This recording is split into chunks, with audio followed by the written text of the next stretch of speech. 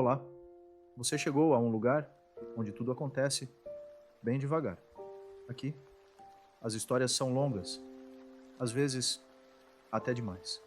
Elas não têm pressa e você também não precisa ter. Cada palavra é um convite para esquecer do tempo e se deixar levar pela tranquilidade. Se você gosta de dormir, ouvindo histórias que não correm, não gritam e nem sempre chegam a algum lugar, considere se inscrever. Não precisa agora. Quando estiver pronto ou quando acordar. Agora respire fundo e aproveite mais uma história que talvez você nem termine de ouvir. Juscelino Kubitschek, ou para os íntimos, JK, um mineiro de Diamantina, nascido em 1902, médico de formação, político por vocação e otimista por teimosia. JK acreditava no Brasil, mas acreditava daquele jeito que incomoda, com convicção. Em 1955, ele foi eleito presidente e logo de cara lançou uma meta ambiciosa, audaciosa e completamente fora da curva. Fazer o Brasil crescer 50 anos em apenas 5. Sim, 50. Em 5. Era tipo colocar um foguete no Fusca, mas Juscelino não dirigia com freio. Na prática, isso significava industrialização pesada, energia elétrica para todo lado, rodovias, fábricas, aço, cimento e uma nova capital. Simulation, Brasília. A capital no meio do nada, ou, para os otimistas, no meio de tudo. Mas por que ele quis mudar a capital, afinal? Bom, por vários motivos, alguns técnicos, outros geopolíticos e outros simbólicos. Brasília representava o rompimento com o passado colonial, com as oligarquias do litoral. Era uma forma de ocupar o interior, de levar desenvolvimento para onde só havia céu e cerrado. JK também queria mostrar que cumpria promessas, e mudar a capital estava na Constituição de 1891. Estava lá pegando poeira, esquecida, mas ele decidiu. Vamos fazer, agora, em 1000 dias. Simulation. Não 5 anos, 1000 dias. Porque quando você tem pressa, você tem pressa. E o cronômetro começou a contar. Logo surgiram os primeiros desafios. Não havia cidade, não havia estrada, não havia eletricidade, não havia nem onde dormir. Então fizeram o catetim, um barraco de madeira. Simples, tosco, mas simbólico. JK foi morar lá durante as primeiras fases da obra. Dormia em cama de campanha, tomava banho frio e dizia sorrindo: é assim que se faz uma capital. Claro, havia fotógrafos por perto, sempre há. Enquanto isso, no Rio de Janeiro, a elite política olhava tudo com desconfiança. Brasília parecia uma loucura, um gasto monumental. Uma megalomania de mineiro que sonhava demais. Mas JK não ligava. Ele tinha carisma, tinha apoio popular e tinha uma obsessão: cumprir a meta. Ele criou o plano de metas, 31 objetivos divididos em setores como transporte, energia, indústria e educação. E no final do plano havia a meta síntese, Brasília, a cereja do bolo, o símbolo de tudo, o marco que provaria que o Brasil podia ser moderno, ousado, rápido, e assim começou. A verdadeira epopeia. JK convocou os melhores: Oscar Niemeyer para cuidar da arquitetura, Lúcio Costa para desenhar o plano urbanístico e uma série de engenheiros, geógrafos, militares e administradores para tocar a obra no meio do nada. Brasília deixou de ser sonho. Virou trator, virou picareta, virou cimento. Mas não sem polêmica, não sem críticas, não sem suor. E é exatamente sobre isso que vamos falar na próxima parte. O Cerrado. Território vasto, calor seco, sol forte, vegetação baixa, galhos retorcidos, formigas grandes e um silêncio que pesa. Era nesse ambiente, nesse não lugar, que Brasília seria construída. Na época não havia quase nada, nem estrada, nem energia, nem sombra. A paisagem era repetitiva: mato seco, arbustos espaçados, um solo avermelhado, duro, áspero, cheio de pedras. Era bonito, de um jeito selvagem, mas também impiedoso, principalmente para quem vinha de fora. E foi nesse ambiente que chegaram eles, os candangos, trabalhadores vindos de todo canto do Brasil, especialmente do Nordeste. Homens simples, mulheres corajosas, gente que deixou tudo para trás, com a promessa de um emprego. Prometeram um pagamento, prometeram um futuro, prometeram um lugar na história. O que eles encontraram foi barro, foi improviso, foi solo a pino rachando a nuca, foi jornada de trabalho sem fim. Não havia alojamentos decentes, as cidades satélites eram barracos, as refeições eram precárias e a água, às vezes, escassa. Mas eles ficaram, porque havia propósito e uma certa mística no ar. A ideia de estar construindo algo grandioso, uma cidade do zero, no meio do nada, com as próprias mãos. A primeira coisa construída não foi um palácio, foi o canteiro de obras, com martelo, enxada, concreto e suor. A cada novo caminhão que chegava, a cada caminhão de areia, pedra ou cimento, nascia mais um bloco, mais um alicerce, mais uma parede. Era como ver uma cidade brotando da poeira, e ao redor disso tudo formava-se uma população invisível, a Brasília paralela, a dos candangos, que não aparecia nas fotos oficiais, mas sustentava tudo o que nelas se via. Durante o dia, os barulhos de obra eram constantes, furadeiras, guindastes, batidas ritmadas de martelo, e à noite o silêncio voltava, pontuado apenas pelo ronco dos geradores e pelo vento cortando o mato seco. A vida no cerrado era dura, inóspita, mas persistente, e Brasília, pouco a pouco, foi se desenhando no horizonte, primeiro como rascunho, depois como canteiro, depois como cidade, e quem olhava mal acreditava. Como era possível tanta coisa em tão pouco tempo? Mas a resposta era simples: muita gente, muito trabalho, muita pressa e uma ordem clara: entregar Brasília em 1000 dias, não 1001, não 998, 1000, porque JK não aceitava atraso e a construção tinha que virar símbolo, prova de que o Brasil podia sim fazer algo grande, mesmo que custasse caro, mesmo que fosse difícil, mesmo que deixasse marcas, e deixou marcas no chão e nas costas de quem levantou os tijolos.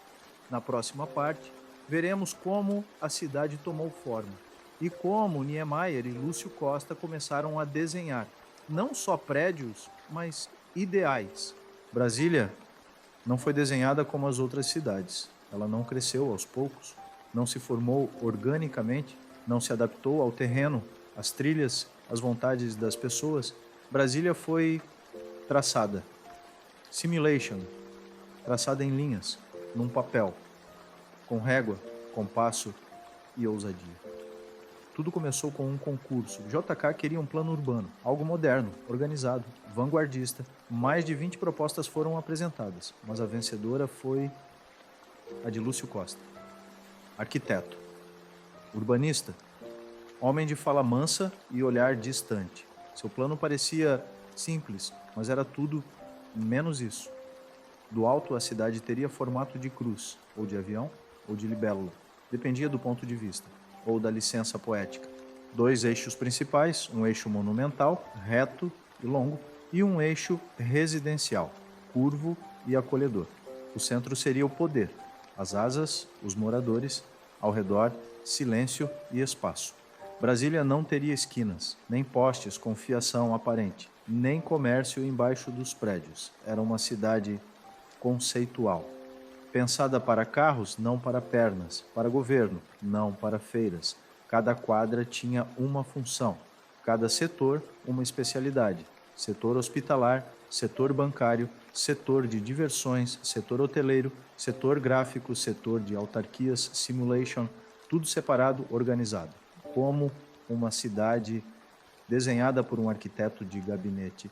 E foi aí que entrou Oscar Niemeyer, o poeta do concreto, o escultor das curvas, o homem que se recusava, pois a fazer uma linha reta, se pudesse fazer um arco.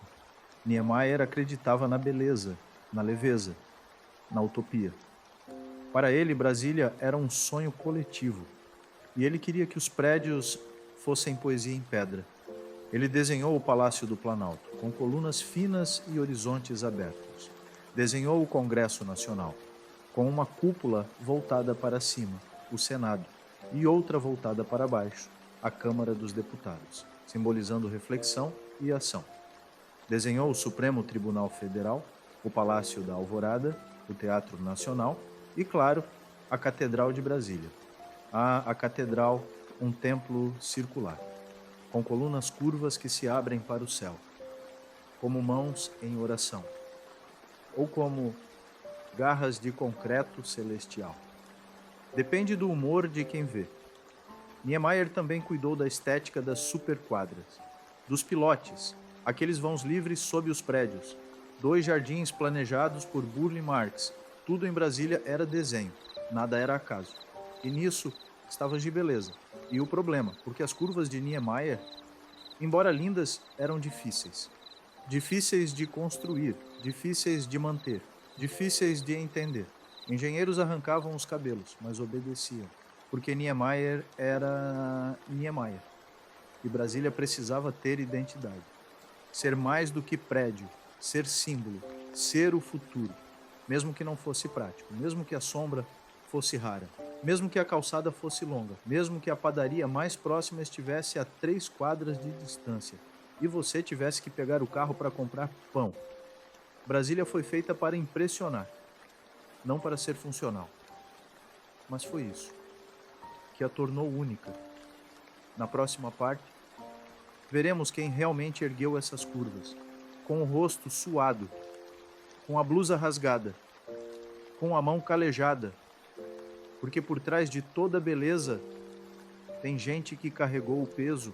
Brasília não foi erguida por máquinas, nem por políticos, nem por arquitetos. Brasília foi erguida por mãos calejadas, mãos anônimas, mãos suadas.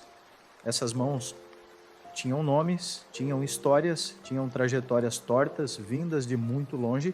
Eram as mãos dos candangos. O termo, originalmente, vinha do tempo do Império.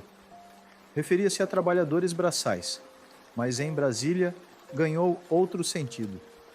Candango virou sinônimo do desbravador, de operário pioneiro, de quem ajudou a construir a cidade do zero. Eles vieram do Nordeste, do Norte, de Minas, do interior do país. Vinham de pau de arara, de caminhão, de carona ou a pé. Vinham sem saber o que encontrariam. Só sabiam que havia trabalho e promessa de pagamento. E talvez uma chance de recomeçar. Ao chegarem, encontravam o oposto de conforto: barro, barracos improvisados, água escassa, doenças, insetos, mas ficavam, porque ali havia algo em construção. Algo grande.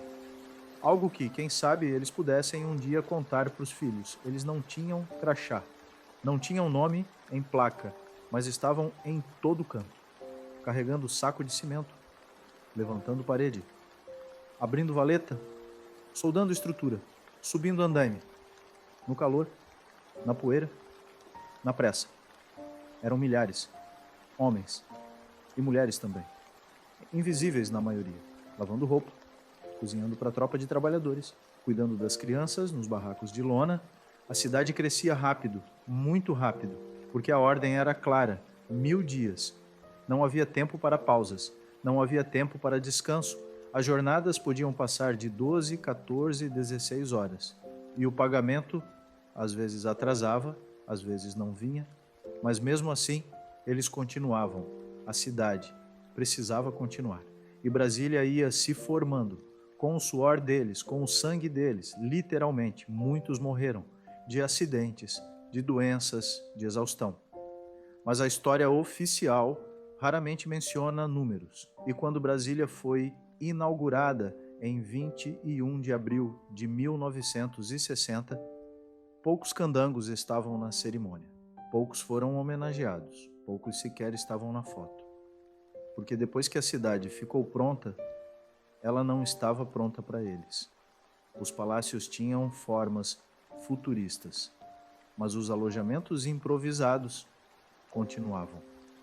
E muitos dos candangos foram empurrados para fora do plano piloto, para os arredores, para as cidades satélites, Taguatinga, Ceilândia, Samambaia, Gama, Sobradinho. Ali se formaram comunidades reais, de gente que construiu Brasília, mas não pôde viver nela. Essa foi talvez a primeira contradição da cidade planejada, feita com o suor dos muitos, para o uso dos poucos, mas os candangos deixaram sua marca, mesmo que invisível, mesmo que ignorada. Cada prédio, cada avenida, cada monumento carrega um pedaço deles, dos que vieram e ficaram, dos que vieram e partiram, dos que vieram e jamais foram lembrados.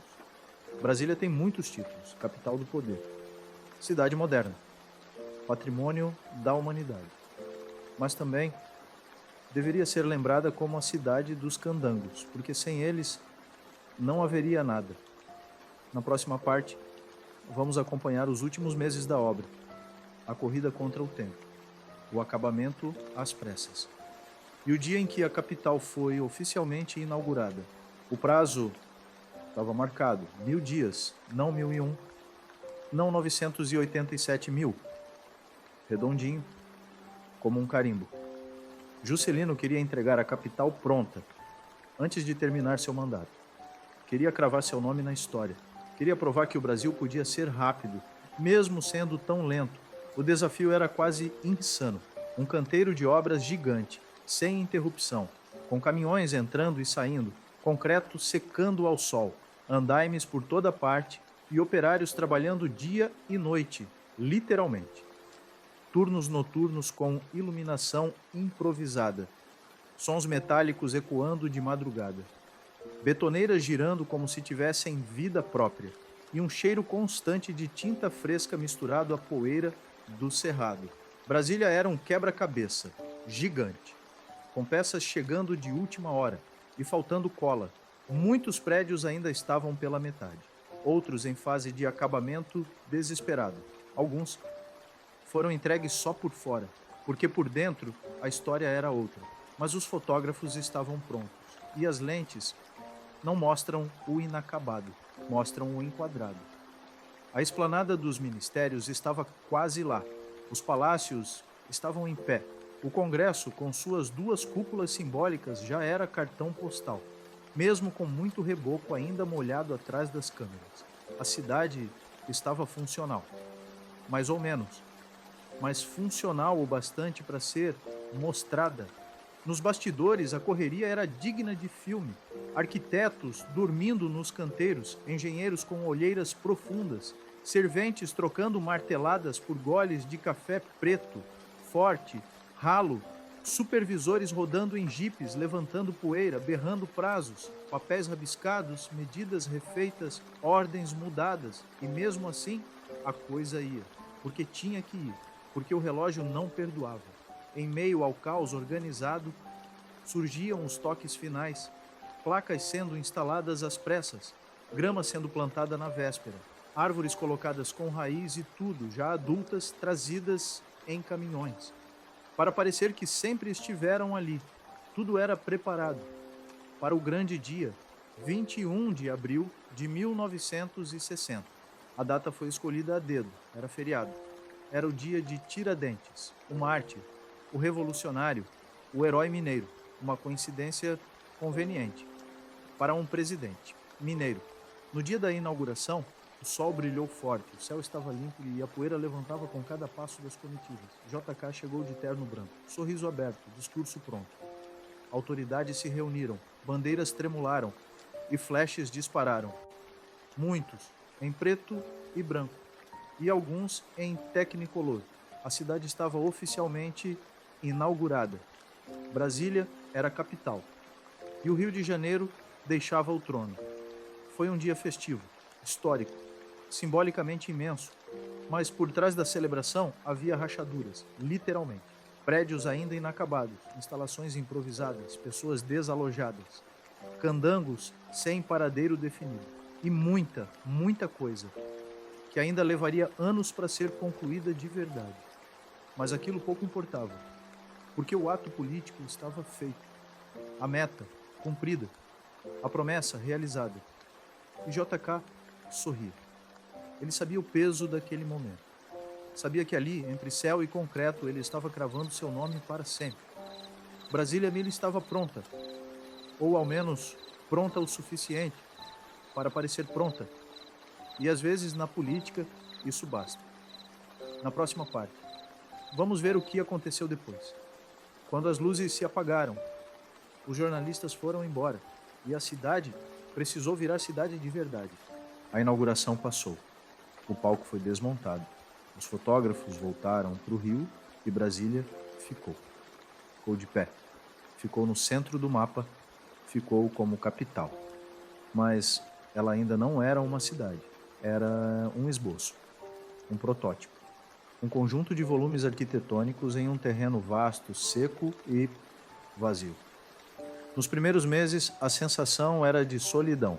Os prédios estavam lá, altos, modernos, imponentes, mas em volta não havia gente suficiente. Brasília foi construída rápido demais. Tão rápido que a sociedade ainda não tinha tido tempo de se instalar.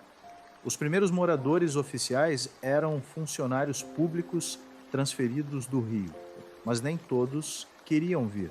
A mudança era forçada. O clima era seco, a distância enorme. Alguns vieram com relutância, outros nem vieram. Mandaram representantes ou ficaram em trânsito por anos.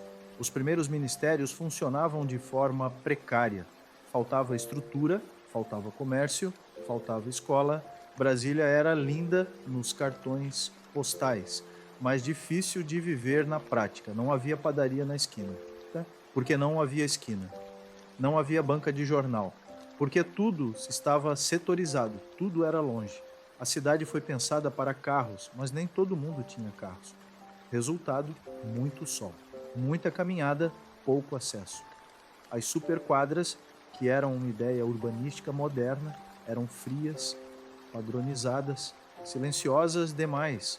O som da cidade não era buzina, não era gente, era vento. Um vento constante que passava pelos pilotes e fazia as folhas dançarem em círculos intermináveis. Nos arredores, as cidades satélites cresciam sem parar. Ali estavam os candangos e os filhos dos candangos e os trabalhadores invisíveis. Eles vinham todo dia para trabalhar no centro e voltavam à noite para onde a cidade de verdade se formava, fora do plano piloto. A desigualdade que Brasília prometia superar foi apenas reorganizada. No centro, os palácios. Na borda, o povo. Era uma cidade com símbolos grandiosos, mas com calçadas estreitas, com colunas elegantes, mas com ônibus lotado. O sonho modernista de Niemeyer e Lúcio Costa funcionava muito bem, na prancheta, mas viver ali era outra história. A elite política parecia estar em outro país. Brasília virou sinônimo de poder distante, de gabinete de ar-condicionado, e o povo assistia de longe. Brasília era monumental, mas não era popular. Ainda assim, a cidade resistiu. A cada ano, ela ganhava mais vida, mais gente, mais movimento. As embaixadas foram chegando, os órgãos públicos se instalando, as avenidas ganhando mais carros e a cidade se habituou a si mesma. Mas aquela sensação de estranheza nunca foi embora completamente. Brasília sempre teve algo de artificial, de cidade-cenário, de espaço expositivo, e talvez fosse exatamente isso que a tornava única. Na próxima parte, vamos refletir sobre o legado, sobre o que ficou e o que Brasília passou a representar no imaginário brasileiro. Brasília sobreviveu ao tempo. Hoje ela está lá, erguida, silenciosa, ampla, do alto continua parecendo uma ave, ou uma cruz, ou um avião, ou nada disso. Ela depende do ângulo, depende do humor. Mas o que ficou? Qual é o legado? Para alguns, Brasília é o maior símbolo de ousadia do Brasil moderno. Um exemplo de como o país, quando quer, pode fazer o impossível. Para outros, É o retrato do distanciamento entre governo e povo, uma capital que parece flutuar, acima do Brasil real. Entre essas visões, existe um espaço grande, o mesmo espaço que separa o Congresso da rodoviária. Brasília é patrimônio cultural da humanidade, reconhecida pela Unesco, estudada em faculdades de arquitetura e criticada em mesas de bar. Alguns a chamam de obra-prima, outros de aberração urbana. Há quem diga que ela inspira e há quem diga que ela sufoca. A verdade é que Brasília é as duas coisas. Ela é Niemeyer e concreto, mas também é candango e poeira. Ela é projeto e precisão, mas também improviso e gambiarra. Ela é monumental, mas funcional? Ela é vanguarda, mas habitável?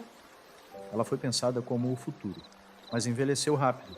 Hoje, seus edifícios têm infiltrações, suas ruas, congestionamentos, suas superquadras, grades, seu céu, drones e mesmo assim há algo ali, algo que resiste. O plano urbano ainda está lá, as curvas ainda se impõem, o vento ainda corta o cerrado. Brasília ainda é Brasília, uma cidade que te faz pensar, te faz questionar, te faz andar muito e talvez por isso ela continue sendo importante, porque apesar dos defeitos, ela é um experimento, uma tentativa concreta, literalmente, de repensar o país. Mesmo que tenha sido feito com pressa, mesmo que tenha sido feito para poucos. Brasília é como o Brasil, incrível e cansativo. É uma ideia bonita, com rachaduras, mas ainda de pé. E no fim das contas, ela cumpre um papel. Ela lembra o brasileiro de algo importante, que mesmo os sonhos mais absurdos podem sim virar cidade.